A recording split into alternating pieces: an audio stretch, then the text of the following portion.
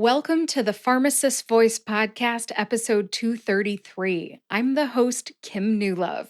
My guest today is Dr. Tim Ulbrich, and we're discussing his book, Seven Figure Pharmacist: How to Maximize Your Income, Eliminate Debt, and Create Wealth.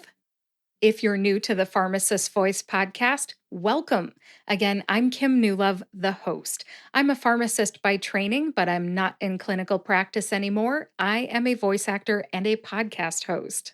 I graduated from the University of Toledo College of Pharmacy with my BS Pharm in 2001. Among other things, I narrate audiobooks for pharmacists. If you have a project in mind, whether it's an audiobook, a medical narration project, or something podcast related, contact me through my website, thepharmacistvoice.com. Before I share the interview, I just want to let you know that this episode has a bonus at the end.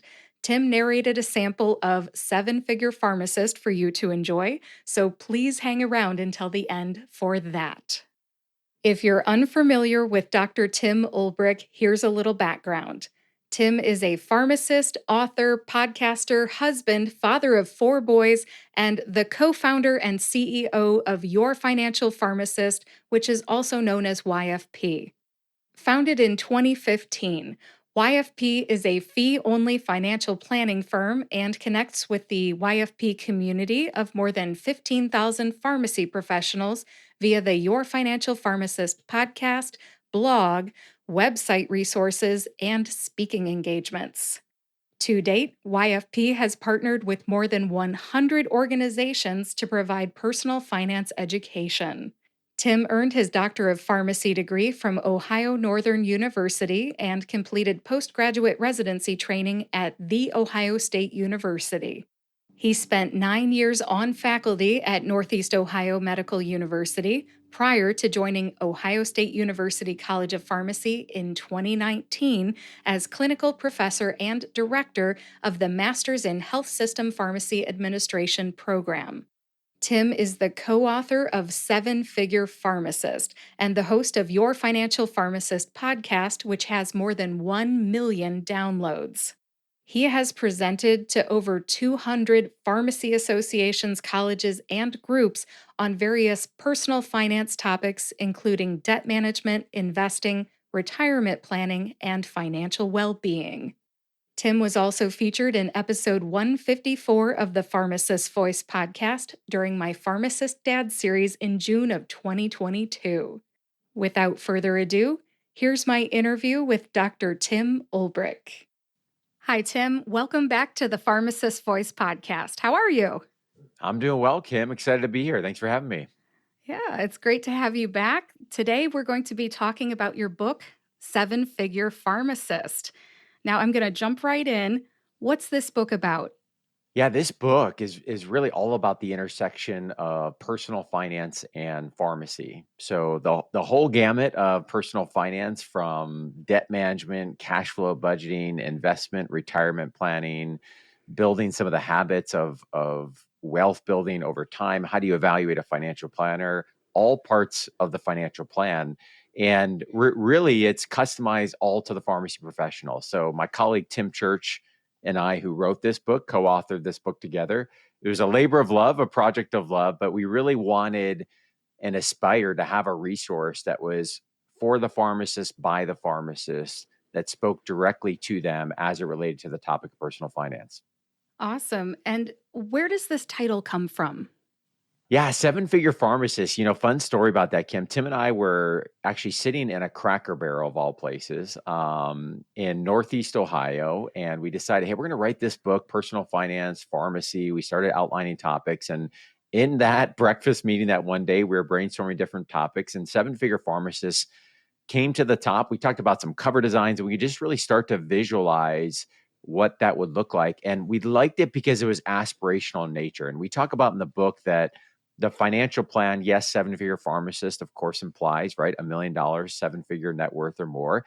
But as you'll really see, and we uncover in the book, when it comes to personal finance, of course, the dollars are important, but also is really important is how you live a rich life. So when we talk about becoming wealthy, living a 7-figure pharmacist life, yes, we've got to take care of our future selves, focus on the wealth building, but we also have to focus on living a rich life today, whatever that may mean for you based on your personal financial why. So that was the backstory, and we ran with it and decided we would kind of go from there with putting the book together. I love the title, and I love that you said it's an aspirational identity. We want to be that seven-figure Hmm. pharmacist. We all want to have that net worth of millions of dollars. Hmm. Yeah, Hmm. absolutely. Thanks for sharing that. Now, I know you, but some of my listeners may not. So tell me, what authority do you have on this topic of financial planning and finances? Yeah, that's a great question, Kim. I think my authority on this topic, to be frank, comes from, living some of the hard knocks and making the mistakes in my own journey. And I don't claim to be the guru, all knowing of things of personal finance. But when I set out to write this book, and I think Tim would say the same from his perspective, we really felt like through our own personal journeys, some things we did really well, some things we did not do so well, that we had a chance to meet the reader, to meet the pharmacist where they were in their own journey, and to really bring to life this topic, not only through our own stories, but also in the many pharmacists that we have talked with. And we all know that personal finance is important, but it can be dry, right? It can be a topic that isn't always super exciting to think about and plan about. And we really wanted to set out to bring a resource that would bring the topic to life in a way that it was engaging, that it could resonate, that people could read this and say, "Hey, that's me. I can understand that." And more than anything, that was motivational. We wanted people to feel empowered. We wanted people to feel like they had a hope as it related to their financial plan. And so I really set out, in terms of authority to say, "Hey, I've made a lot of mistakes in my own journey. I've done a lot of things I think okay or well, and I really want to write this alongside of Tim from a place of humility of, hey, this isn't a textbook of A to Z everything you should do, but a lot of this is stories and examples and mistakes and things that come out so people can read that and say, oh, you went through this. Maybe there's a different way I could do this, or I could strategize, a little bit different, or in that area where things did go well, here's something that I can replicate for my own financial plan." So, being a pharmacist, wanting to write this specifically for pharmacists, going through my own journey of paying off way too much student loan debt, and really trying to fumble through those early years as a new practitioner of getting out of student loan debt, buying a home, starting a family, beginning to build that investing plan. I knew that there was, through my experience, a playbook that could be provided to help other pharmacists going through that same journey. Much respect for overcoming that debt. A lot of people want to do what you have done. You talk about overcoming $200,000 of student loan debt. The average student graduating today comes out with how much student loan debt? Right about 160. It's actually come down a little bit here in the last couple of years. We peaked in the mid 170s a few years ago. When I graduated, that number was close to 100,000. So you can see the increase, over the last decade or so. But today's graduate comes out with about 160. Tim, not only are you a pharmacist, but you now own this company where you help pharmacists and you have this whole team that helps with financial wellness and financial planning. Can you talk a little bit about that? I was hoping you would mention it when I asked what kind of authority you had on the topic. Yeah, so our mission at Your Financial Pharmacist is to help pharmacists achieve financial freedom wherever they are on that, journey towards that goal.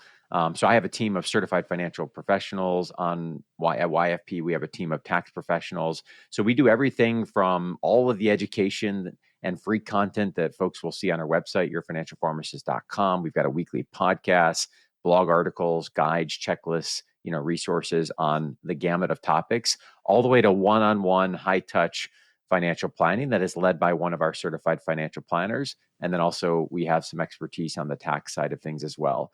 So we understand that everyone is at a different place in their journey. Some folks that maybe are on more of a DIY type of plan, others that want that one-on-one high touch accountability with their plan.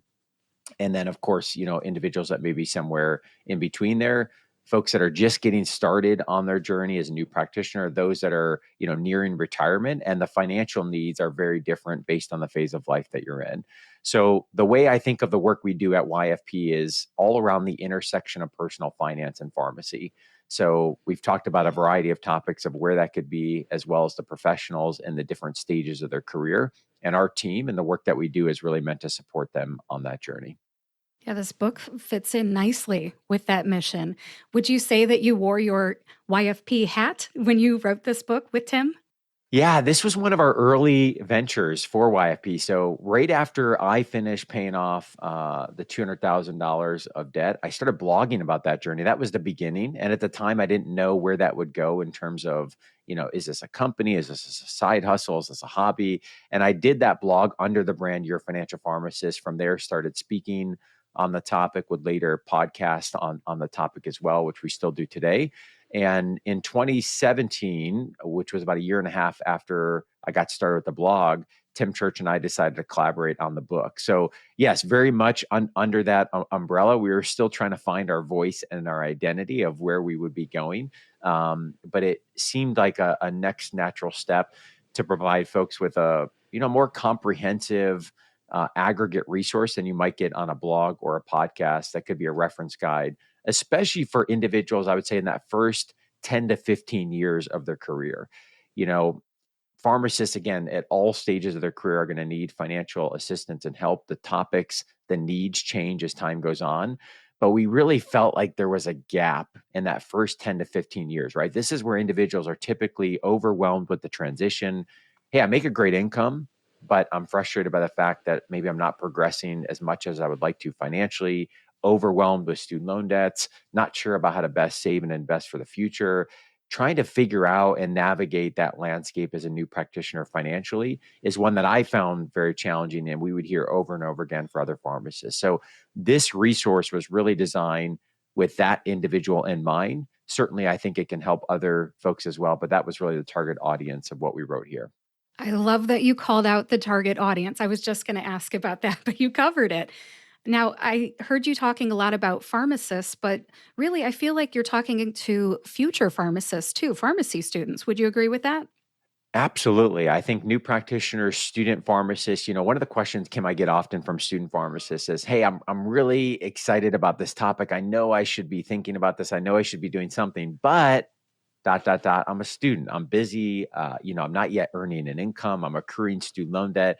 So there's this tug and pull between like I'm desiring to move forward, but I feel like I'm a little bit stuck in the mud because I can't really do a whole lot in the moment. And my encouragement to them is use this time period as a student or even as a resident or a fellow as you're just transitioning for those that go that path to learn and absorb as much as you can.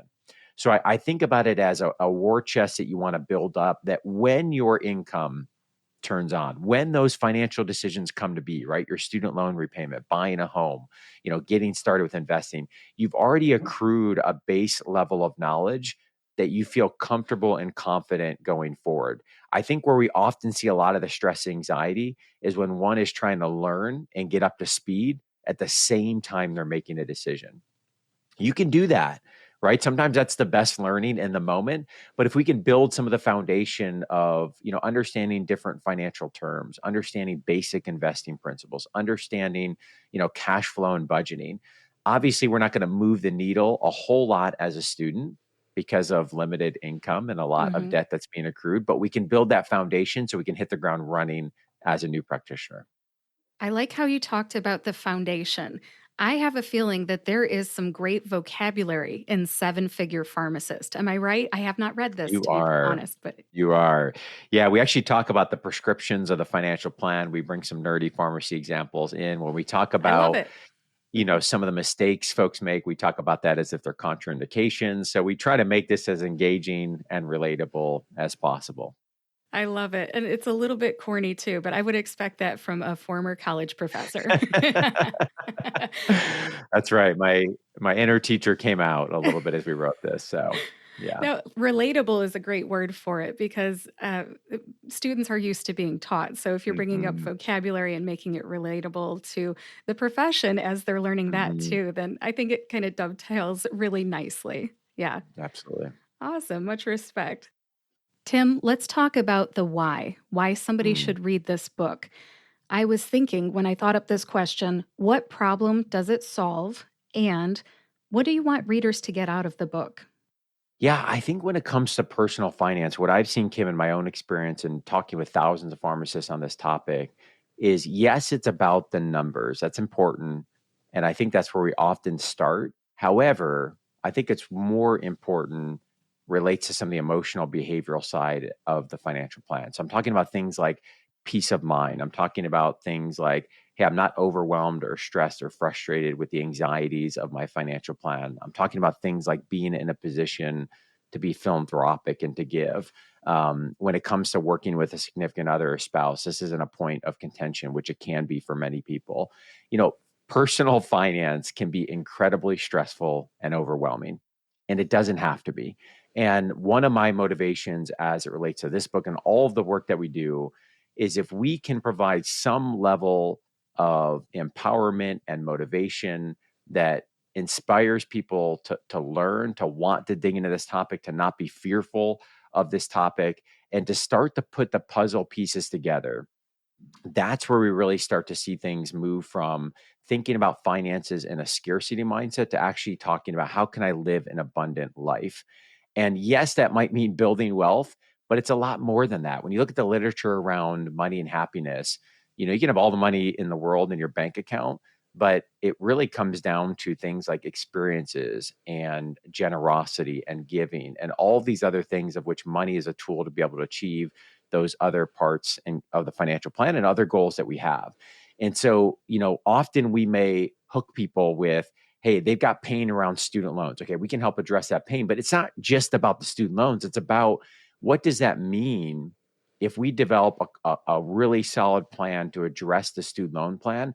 What does that mean for peace of mind? What does that mean for the confidence to move forward with the financial plan? What does that mean in terms of, that not being a topic of stress anymore or being in a position at a later point to give? That's what gets me fired up. So, when I receive those emails from folks that say, Tim, I read Seven Figure Pharmacist, and because of that, I did X, Y, or Z. And even the action is exciting, but often what follows the action is an emotion. So I was able to develop a solid student loan repayment plan because I read the book, because I listened to the podcast, whatever. And because of that, I feel like I can confidently move forward with, this other part of my plan. Or because I now understand the basics of investing and what it's going to take to build a retirement plan, I feel like I can stop wondering and be unsure of whether or not I'm going to be able to achieve that goal. That is the power of the financial plan. And again, yes, you have to address the X's and O's. It's really, really important, but it's the underlying questions that really get to the emotional side of the financial plan. And I think ultimately we want to move towards that abundant mindset where we can be talking about living a rich life, building long-term wealth, and getting out of those feelings of stress, anxiety, and overwhelm. And for me, that's the why. That's what's really important. Well said, Tim. I like how you brought in the emotions because I think a lot of people need to get the feels when they read something Yeah, like this. Because I don't know about you, but when I hand over cash, I get the feels, you know? that's right. Hmm. Yeah, but you want to encourage people to have positive feels. Like I feel like I want to spend time with my family and prioritize that. How can Yeah. I save, spend a little bit smarter so that I can have that feeling like I'm accomplishing that goal of spending time with my family, for example? I get it. I need to read this book. I love the financial planning topic, but I Hmm. honestly, I don't have a lot of time to sit and read That's right. books. I don't know about you, but I'm more of an audiobooks person. I almost feel like I need to apologize for not having read your book, but having you on my show to talk about the book. But yeah, about audiobooks though, I mean, what's stopping you from making the audiobook version of this? It's so funny, Kim. I was just gonna say it, and you beat me to it. Like I am actually a paperback reader. I love having the book in hand. I like to write in it, underline it. I've gone back and forth. I've gone on strings of audiobook, maximizing drives and things like that. But I always come back to book in hand, and I recognize that maybe I'm dating myself a little bit as I talk about that. But I'm going to take it as a sign. I think now that you've asked me three times, why I haven't done the audiobook, I don't have a great reason, to be frank with you. I like recording. That doesn't scare me. I think one of the challenges that Tim and I had in writing this book was finding our voice as co-authors. That was a really difficult thing for us that we worked into, I think, well over time. But as we divided and conquered and we wrote and we talked about in advance what the style would be and how we would do it, it's just challenging, right? When you bring two different perspectives, two different voices into a conversation. And so I think I've gotten hung up on little details like, how would Tim and I, record this, and would we want to make some updates first? So we wrote this in 2017. Here we are in spring 2023. We're coming up on the 6-year anniversary next month, early April, I think. And Nice. for us, like, maybe we do the update before we do the audio. So I'm just making more excuses. I've got no other reasons, but you're going to motivate me to make it I'm happen on the maybe this bench year. cheering you on here. I'm not trying to narrate this one for you. You have a fantastic voice.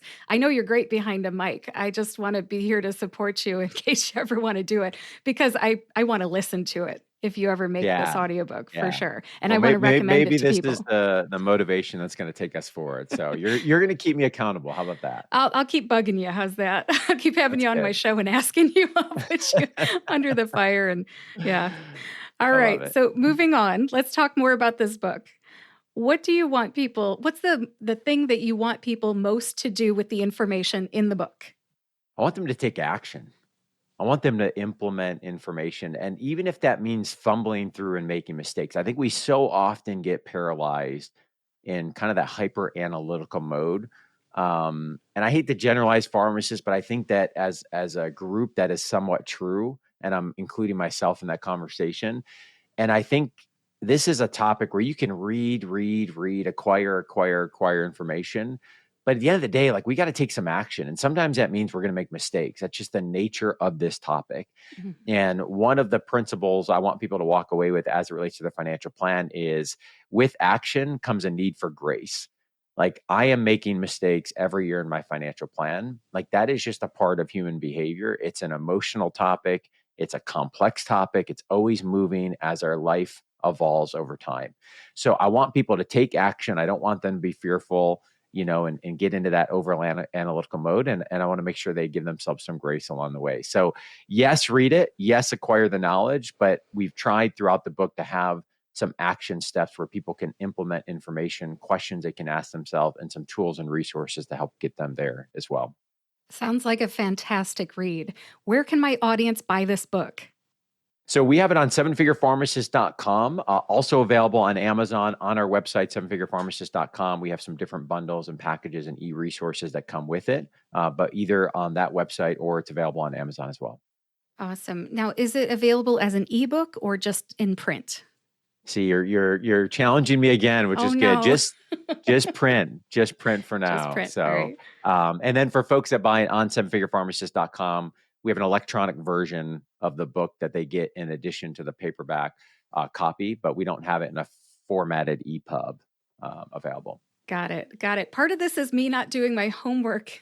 Part of it No, is it's good. It's good. part of it is you feeling challenged. So maybe when and if you do an update, then you can do the ebook as well. That's right. That's Right. right. Yeah. So some challenges. Kim Newlove's throwing down some I love it. challenges Keep for them Tim coming. Ulbrich. Get the ebook, get the audiobook going. I'll be cheering you on. Tim, is there Awesome. anything else you would like to share about Seven Figure Pharmacist?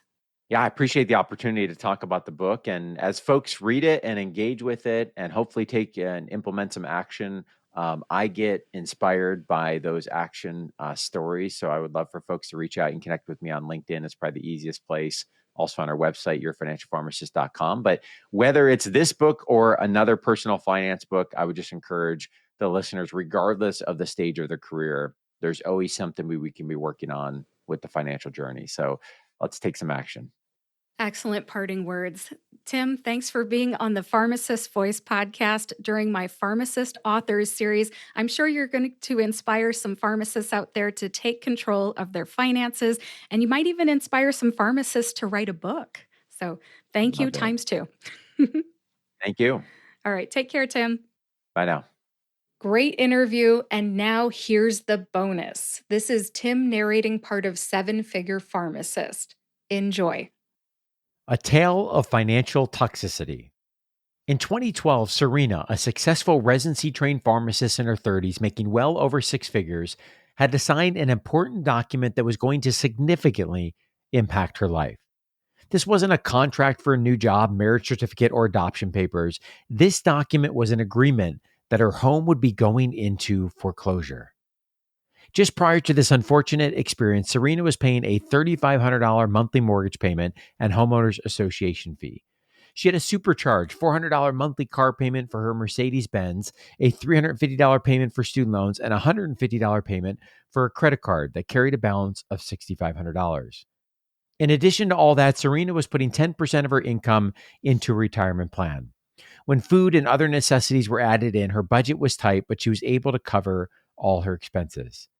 Serena was holding two jobs, which for a while allowed her to make the payments on all these debts. However, her hours started getting cut at that part time job and things started to get tough. She was now in a financial whirlwind.